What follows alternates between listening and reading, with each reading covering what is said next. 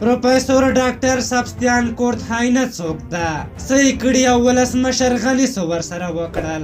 ګرانو لیدونکو السلام علیکم. د افغانستان د اسلامي جمهوریت جمهور رئیس محمد اشرف غني د جرمني د بون پوهنتون ژبپوه پروفیسور ډاکټر سبستیان کورتهاینه ته د افغانستان د ژبو او فرهنګ په اړه د دوی د غوره او قدر وړ څېړنو او خدمتونو د تقدیرولو په موخه د علامه سید جمال الدین افغان دولتي نښان ورکړ. جمهور رئیس غني د یاد نښان له ورکړې وروسته وویل ویاړم چې پروفیسور ډاکټر سبستیان له موږ سره دی. هیله ده چې بیا بیا راشئ او زموږ له فرهنګي همکارانو سره همکار او په اړیکه کې اوسئ. دا نښان زموږ د مننې نښه ده. دغه راز جمهور رئیس د استاد ازمون او استاد غضنفر له هلو ځلو څخه په مننې وویل علومو اکاډمۍ په اوسنۍ بڼه د منلو وړ نه ده. هغه شی چې تاریخي انجمن او پښتو ټولنې افغانستان ته وکړل علومو اکاډمۍ نه دي کړي. هغه زیاته کړه په علومو اکاډمۍ او اطلاعاتو فرهنګ وزارت کې باید اساسي بدلون راشي چې موږ په خپلو ټولو ژبو زموږ پر ژوندي تاریخ او هغه تاریخ چې زموږ په وینه کې د یو نه ورباندې پوهیږو باید پوه شو.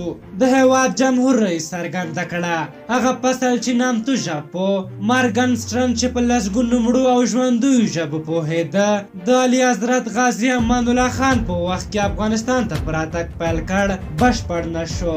مګر هیله ده چې تاسې بشپړ کړئ ځکه هغه به ویل چې زه بېګیري سپین ګیری یم مګر تاسې تورګیری ځوان څېړونکی یاست. جمهور رئیس پروفیسور سبستیان ته په خطاب کې وویل د څېړنې له نظره ستاسو کار موږ ته ډېر حیاتي دی. د ژبو نښانې زموږ په ټولو درو ښارونو او کلیو کې دي. هیله ده بیا بیا راشئ ځوانانو سپین ګیرو او ټولو فرهنګیانو سره کار وکړئ.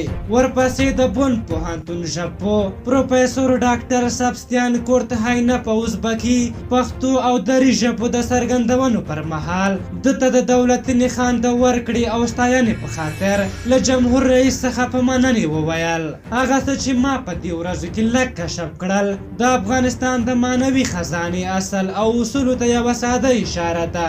هغه حکمت چې لا نه دی کشف شوی د بحران جنګ او فاجعې د پردې تر شا دی.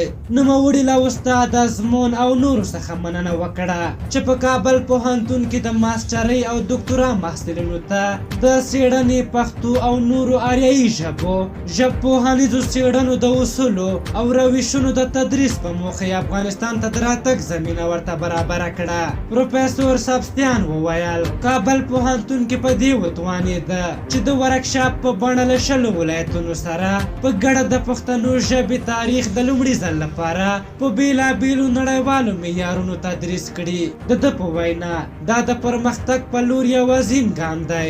نوموړي وویل د ګران افغانستان یووالي د ژبو وحدت پورې اړه لري او د افغانستان له شمال څخه تر جنوب او له ختیځ څخه تر لویدیځ پورې بېلابېلې ژبې یوه بې مثاله خزانه ده.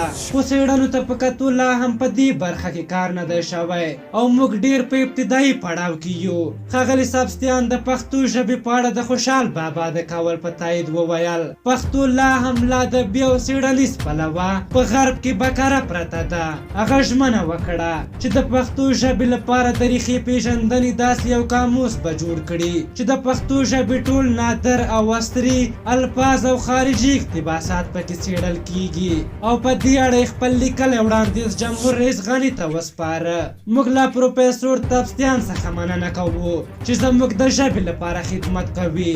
موږ خو پرېږده چې یو بل ته کنځلې وکړو او یو بل باندې د کفر فتواوې ورکړو. په آخر کې له جمهور رئیس محمد اشرف غني څخه هم مننه کوو چې داسې د کار خلکو لپاره غونډې رابولې او ستایي. په هر حال تاسو د پروفیسور سبستیان د دغه کارونو په هکله څه نظر لرئ؟ خپل نظرونه م راته په کومنټ کې ولیکئ. که زموږ ویډیو مو خوښه شوې وي ضروري لایک کړئ. تر بلې ویډیو مو په لوی او بخښونکي خدای سپارم. د الله په امان.